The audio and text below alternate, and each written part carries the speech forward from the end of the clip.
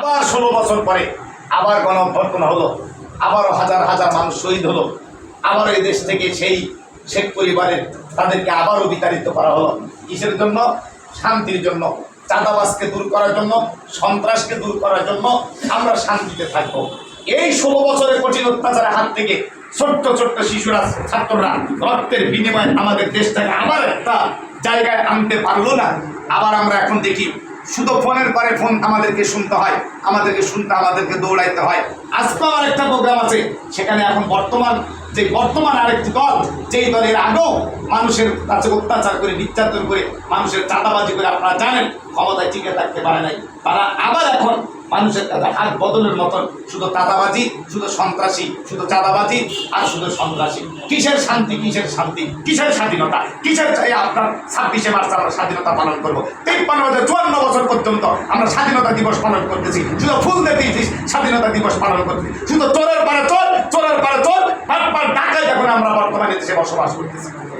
যত বড় নেতা তত বড় ডাকাত, যত বড় নেতা তত বড় লুচ্চা, তত বড় নেতা তত বড় চোর।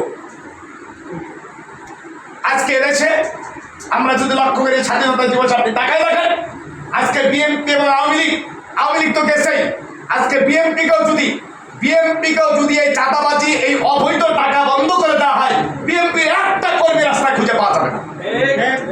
অবৈধ টাকা ইনকাম বন্ধ করে দিলে একটা কর্মী রাস্তায় খুঁজে পাওয়া যাবে না। টেন্ডারবাজি বন্ধ করে একটা রাস্তায় খুঁজে পাওয়া যাবে না। কিসের শান্তি, কিসের স্বাধীনতা, কিসের স্বাধীনতা আমাদের দেশে? ভাইয়েরা আমার, এই জন্য আসুন আমাদের দীপ্তকণ্ঠে শপথ দিতে হবে। এই দেশ রক্ত দিয়েছে যুবকরা, রক্ত দিয়েছে শিশুরা, রক্ত দিয়েছে বৃদ্ধরা, মা বোন ইজ্জত দিয়েছে, শুধু একের পর এক শুধু নেতার পরিবর্তন করার জন্য নয়। এই জন্য 24 থেকে আমাদেরকে শিক্ষা নিয়ে আমরা দেখলাম এই 53 বছর পরে এসেও আবার একটা বিপ্লব হওয়ার পরেও এদেশের মানুষের কোনো পরিবর্তন হচ্ছে না, শুধু হাত বদল হচ্ছে। এজন্য আমাদেরকে প্রস্তুত দিতে হবে, আবারও স্বাধীনতা হবে, আবারও আমরা যুদ্ধ করব, আবারও সংগ্রাম করব, আবারও গণবিপ্লব করব। যতদিন পর্যন্ত এদেশে কোরআনের হুকুমত আমরা প্রতিষ্ঠা না করতে পারবো, ততদিন পর্যন্ত গণবিপ্লবের জন্য আমাদেরকে প্রস্তুতি গ্রহণ করতে হবে। কারণ আমরা যদি শান্তি চাই, তাহলে একটি পথ গণবিপ্লবের মাধ্যমে ইসলামী হুকুমত এদেশে ক্ষমতায় বসাতে হবে। ইসলামের আইন, কোরআনের আইন ক্ষমতা করে 53 বছরে কত নেতার পরিবর্তন হলো, কত নেতা জীবন দিল, কত নেতা দেশ ছাড়লো, কত নেতা গুম হইল, কিন্তু আমাদের ভাগ্য যেই জায়গার ভাগ্য সেই জায়গায় থেকে গেল, সেই জায়গায় থেকে গেল। এখন 100 টাকা চাঁদা দিতে হয়, শুধু এই চাঁদার পরিবর্তন হচ্ছে, চাঁদার র্যাঙ্ক বাড়তেছে, কিন্তু আমাদের ভাগ্যের পরিবর্তন হচ্ছে না। এজন্য আসুন এই স্বাধীনতা দিবসে আমাদের দেশের জন্য যারা শহীদ হয়েছে আমরা তাদের রুহের মাগফিরাত কামনা করি। সাথে সাথে আমরা প্রতিজ্ঞাবদ্ধ হই, যারা জীবন দিয়ে গেছে, যারা রক্ত দিয়ে গেছে, তাদের রক্তের বিনিময়ে, জীবনের বিনিময়ে আমরা স্বাধীনতা পেয়েছি, লাল সবুজের পতাকা পেয়েছি। আরও 24 যে ছাত্ররা গণঅভ্যুত্থান করে হাজার হাজার ছাত্র এখন পর্যন্ত হসপিটালে ভর্তি আছে, চিকিৎসাধীন আছে। যারা শহীদ হয়েছে এরাও আমাদের চোখে আঙুলে দেখিয়ে দিয়েছে, যদি আমরা একবার জাগ্রত হই, ইনশাআল্লাহ কোনো পরাশক্তি পারবে না আমাদেরকে পরাজিত করতে।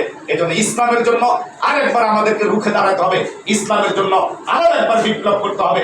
আল্লাহ রাব্বুল আলামিন আপনাকে আমাকে এই 26 সালের স্বাধীনতা দিবস থেকে এই ওয়াদা করার তৌফিক দান করুক, এই প্রস্তুতি গ্রহণ করার তৌফিক দান করুক। ইসলামের জন্য, দেশের জন্য, মানবতার জন্য, ইসলামের জন্য, সাম্য প্রতিষ্ঠার জন্য, ন্যায় বিচার প্রতিষ্ঠার জন্য আমরা আবারও লড়াই করব, প্রয়োজনে আবারও জীবন দিব, আবারও যুদ্ধ করব। কিন্তু সেটা করব একমাত্র এবার লড়াই যদি করতে হয় ইসলামের জন্যই করব। কারণ নেতার বারবার পরিবর্তন করে আমাদের কোনো লাভ হয় নাই। আমরা নীতির পরিবর্তনের জন্য এবার লড়াইয়ের জন্য প্রস্তুতি নিব। আল্লাহ রাব্বুল আলামিন আপনাকে, আমাকে, সবাইকে